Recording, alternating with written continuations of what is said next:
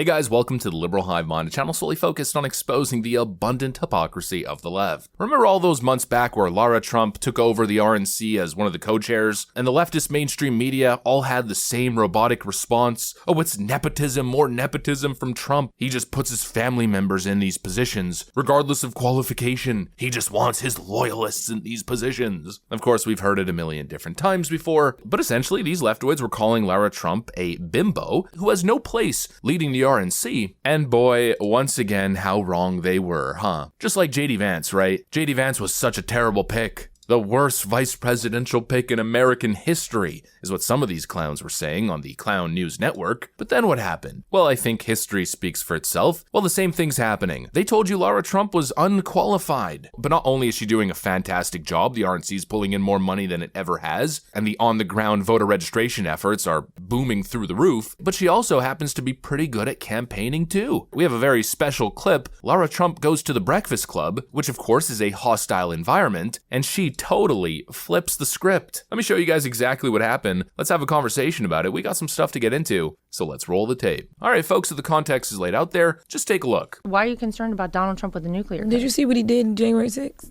What did he do? He got a little bit upset. What did he do on January 6th? He got a little bit upset and used his words. What words did he say, though? The words that you said earlier. Peacefully and patriotically make your voices heard. And then what happened after that? So how were his words actually contributing to that? Because I think that for me, him being able to just push a button, hypothetically speaking, it's a little bit scary because we've seen he gets a little bit erratic when he wants to. Well, nothing happened for 4 years when he was in the White House. And in fact, we had a peaceful world. We had a stable world. We had world leaders who were coming to the table to talk about issues like Kim Jong-un of North Korea, by the way. You know, Obama, when he left the White House, told my father-in-law, he said, the biggest problem you're going to have is North Korea. It is going to be your biggest challenge. It's going to be the hardest thing you're going to have to deal with. And so Donald Trump said, all right, I'm going to try to see what we can do here because we want to have a denuclearized Korean Peninsula. We do not want North Korea with a nuclear weapon. That is detrimental. I mean, talk about nuclear war. Mm-hmm. Can you imagine? Talk about a loose cannon, Kim Jong-un, really? And so he started trying to make contact with him, and he was the first president to walk across the DMZ and shake hands with the leader of North Korea to have conversations about getting rid of a possible nuclear weapon with North Korea. That is great for the world. Their world leaders did not even try it with Donald Trump because they knew he meant business. When he drew a line in the sand, he meant it. And the proof is in the pudding. So, you can say, oh, well, we're worried about this. You had 4 years. You had no new wars. You had peace agreements instead of wars breaking out in the Middle East. Look at it right now. It is a hornet's nest, and it is very scary, the trajectory from here to what could happen if you don't have the right leadership in the White House. But it wasn't a peaceful transfer of power, and he did lead an insurrection in this country. And I know you keep saying the thing about the peace and patriotic part, but he also offered National Guard troops to Nancy Pelosi. She didn't want to take it. Mm-hmm. Look, here's what I can tell you. But he also said we fight like hell. And we fight like hell. And if you don't fight like hell, you're not going to have a country anymore. And if you don't fight like hell, Charlemagne, you're not going to have a country anymore. Every politician, when you go out on the stump, even after he got shot at, which was terrible, first thing he did when he stood up was say, fight, fight, fight, fight who? He wants to keep fighting for this country. And, this is my father-in-law. Wow, I'm impressed. I don't know about you guys, but that seemed like a pretty stellar performance from somebody who's supposedly unqualified and unfit for her position. She absolutely destroyed them. I mean, it wasn't even close. You know what it feels like? It feels like most people on the left have this overinflated view of their own perceived influence, intelligence, and capabilities. I think they perceive themselves as a whole lot smarter than they actually are, and they tend to underestimate Republicans. And so, frankly, I mean, they come at people like Lara Trump and other Republicans with this weak-ass crap and expect that it's going to go swimmingly for them. I mean, really? In 2024, we're still going with the Donald Trump is racist thing? Really? It's totally unbelievable, and obviously it didn't work the first time. I don't know why it's going to work this time. That accusation alone, I personally believe, is one of the main reasons why Donald Trump won in 2016. And it's one of the main talking points that has backfired so tremendously and spectacularly against the left, mostly because it's slanderous. Oh, he's a racist. Well, can you explain explain what you mean by that? Do you have an example? Joy Reid told me to say that. It's the same thing every freaking time. I mean, how many of these encounters have we seen? I mean, just yesterday, I was watching a Charlie Kirk video, and the same exact scenario played out. Then you got to give me a good reason, at least two, why you don't like Trump. He's racist. Yup, boomy. Use Google. Thank you guys. Okay, so let me ask you a dumb question. Can you define what does it mean to be racist?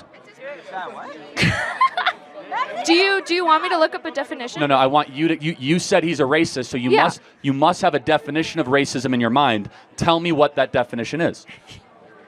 Okay, so, I'm gonna make you guys wait on this.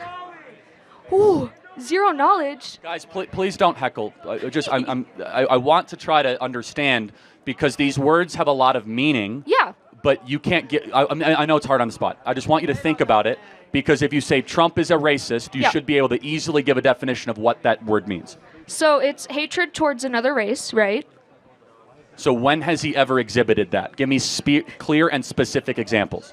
You got one? Well, yeah, I heard someone say he told.